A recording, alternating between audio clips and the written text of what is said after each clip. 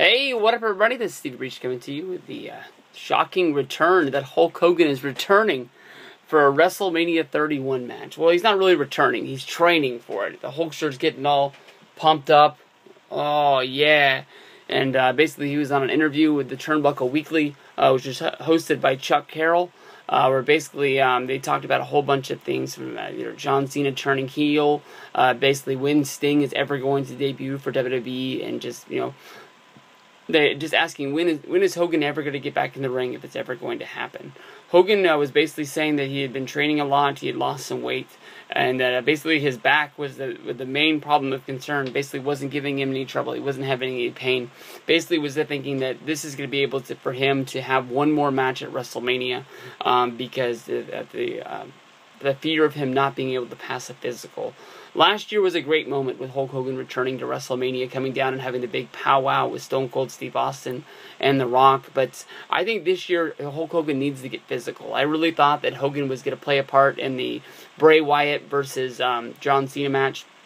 I thought that basically the members of the Wyatt family would get involved in the match, and that would leave Hulk Hogan to come down and bail John Cena out, and then you'd have the big WrestleMania moment of, John Cena and Hulk Hogan coming together. You wouldn't have to involve them in a match. It would just basically, I wouldn't want it to turn into some sort of a tag team match, much like how the, I can't remember if it was Extreme Rules or if it was the, Payback, where the Usos got involved in the match, and it was basically a six-man tag, even though it had sort of been promoted as a one-on-one affair the whole time.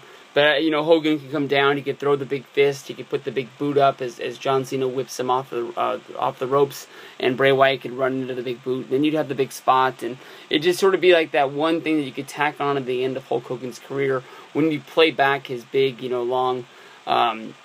They got to make another DVD for the guy. Basically, his promo film of just having everything on there. I think the Hulk Hogan deserves to have one more match, much like when Stone Cold Steve Austin sits back and he talks about it. Like if he went to Vince and says that, he deserves this and he wants to do it one more time, Vince would cough up what it would cost, and he would get him into a program that would make sense. Right now, that's the one problem. Basically, when they were breaking down the WrestleMania 31 card with Hogan, he was asked, would you want to wrestle Sting, because you could live off of, the Starrcade match from 1997, basically with them going at it, where Sting was the guy who was going to step up to the plate and beat the NWO. The only problem was, much like with the Aces and Eights with TNA, it was sort of like, Hogan and the NWO had rolled through everybody, but then out of the middle of nowhere on a Monday Nitro, Lex Luger stepped up to the plate and Lex Luger beat Hulk Hogan. It sort of showed that the NWO was able to be beat, even though they showed up at the next pay-per-view. They took the title off of Luger, and Luger only had the title for a matter of, 6 days. It showed that there was chinks in the armor, and the NWO could be beat. When Bully Ray took the title in TNA, he was holding it all the way, and they were building up to this big match with AJ.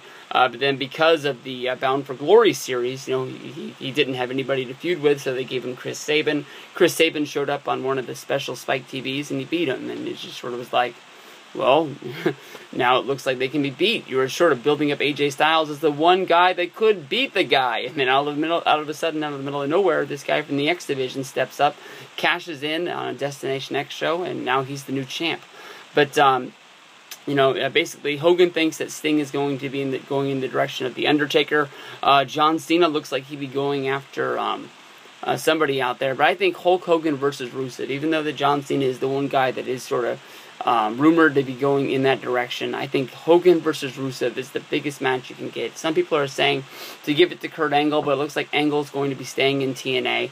Who else is going to stand up for the red, white, and blue more than Hulk Hogan? I don't know what you can do, but make something happen. I didn't even say that Hogan had to beat the guy. Just, red, white, and blue versus the Russians has worked 1,000 times. Go watch Rocky IV.